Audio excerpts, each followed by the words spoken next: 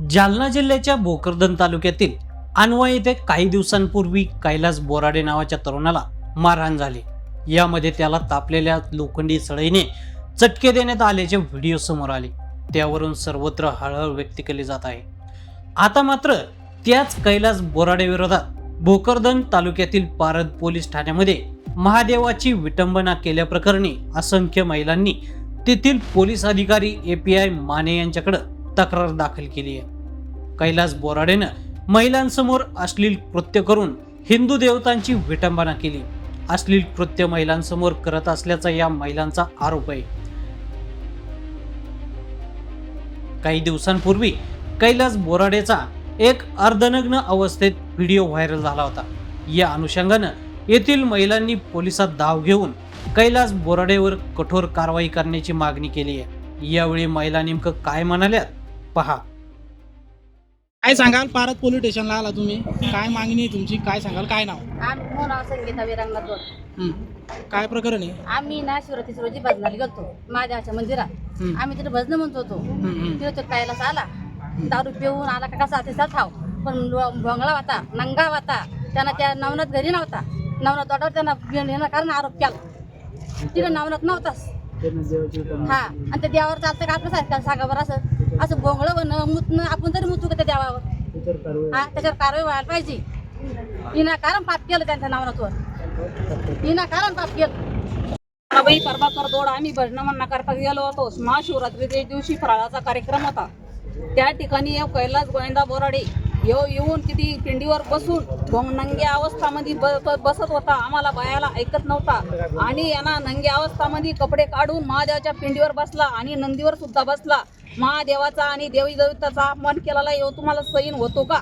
आम्हाला येऊ सहीन झाला नाही तरी आम्ही त्याला काहीच बोललो नाही। याला माणसांना ओढून बाहेर नेलं तरी येऊ ऐकत नव्हता। उघडा ऊन बोंगळा ऊन यांना महादेवाची छेडछाड केली आहे, देवी देवताचा अपमान केला। हे तुम्हाला मान्य आहे का? यांना शिक्षा झालीच पाहिजे। आम्हाला न्याय भेटलाच पाहिजे। आम्हाला न्याय पाहिजे। हिंदू धर्माचा अपमान केला। यांच्याकडे आम्हाला पाण्याची सुद्धा शक्ती नव्हती। एवढा घाण घाण तिथे चित्र कामं करत होता तरी आम्ही यांना काहीच बोललो नाही। मी तिथे महाशिवरात्री रोजी भजनाला गेले होते तर तो माणूस तिथे आला। कोण माणूस? कैलास बोराडे.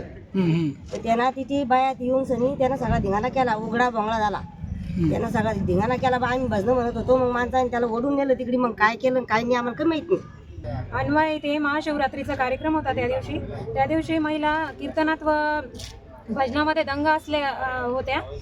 तेव्हा हा नराधम दारूच्या नाशेत नंग अवस्थेत आला व महिलांना शिवीगाळ करू लागला। महादेवाच्या पिंडीवर पडला, तसेच नंदीवर बसून अश्लील चाळे करू लागला व महिलांना शिवीगाळ करून त्याने अपमानित केले। एवढंच काय, पण आज महिला जागतिक दिन आहे।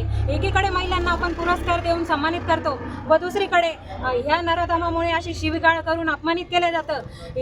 याच्याबद्दल मला प्रशासनाला सांगायचं आहे की त्याच्यावर कडक कारवाई करण्यात यावी व आम्हाला महिलांना न्याय द्यावा। कोणावर कारवाई करण्यात येईल? काय नाव? कैलास बोराडे. भाऊ, काय प्रकार झाला होता महाशिवरात्रीच्या दिवशी? काय सांगाल? काय नाव तुमचं? महाशिवरात्रीच्या दिवशी जे मीडियामध्ये दिसत आहे ते जे कृत्य झालेलं आहे की कैलास बोराडेला जे मारहाण झालेलं आहे, प्रथमतः आम्ही त्याचं समर्थन करत नाही।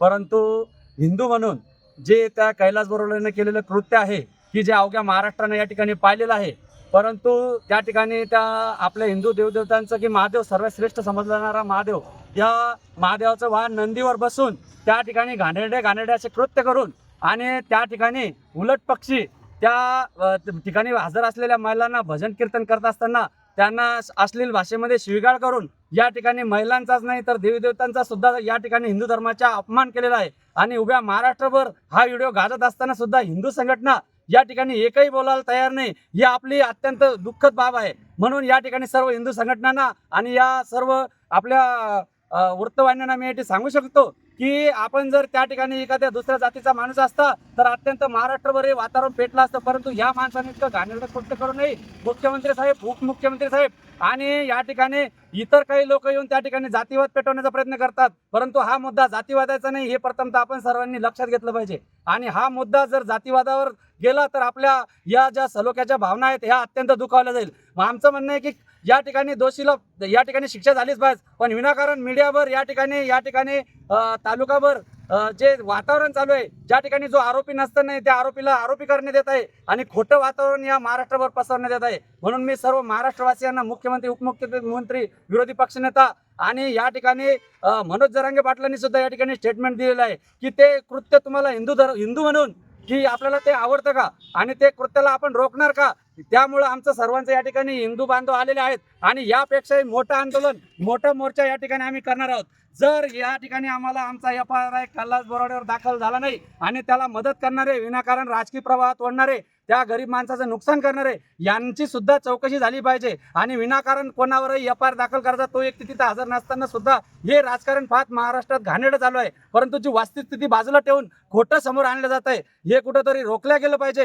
हेच मी आपल्या वृत्तवाहिनीच्या माध्यमातून सांगतो. आज आम्ही पोलिटिशियन पारद या ठिकाणी उद्या निवेदन देणार आहे. उद्या SP साहेब, परवा आणि महाराष्ट्रभर हा व्हिडिओ केला पाहिजे आणि खरं काय ते जनतेसमोर आलं पाहिजे आणि कैलास बोराडे याला अटक झाली पाहिजे आणि त्याची नार्कोटेस्ट झाली पाहिजे. जर त्यानं त्याचा काही गुन्हा असेल त्याला पण तेवढीच सजा झाली पाहिजे जेवढी त्या समोरच्या आरोपीला झाली. कारण एका हाताने टाळी कधीच वाजत नाही. म्हणून आम्ही ज्या भागवत दोड यांनी जे कृत्य केलं त्याचं समर्थन आमची कदाही करणार नाही, परंतु जो त्याच्यात आरोपी नाही त्याला आरोपी करणं, राजकारण त्याचं करिअर समाप्त करणं, समाजकारणाला समाजामध्ये भांडणं लावणं हे महाराष्ट्रामध्ये थांबलं पाहिजे. याच्यामध्ये करता धनी कोण आहे तो बाहेर आला पाहिजे एवढंच आपल्या माध्यमातून सांगतो. आणि हिंदू देवदेवताचा अपमान केल्याप्रकरणी कैलास बोराडेला या ठिकाणी अटक झाली पाहिजे आणि जी कायद्याने शिक्षा होईल ती या ठिकाणी झाली पाहिजे.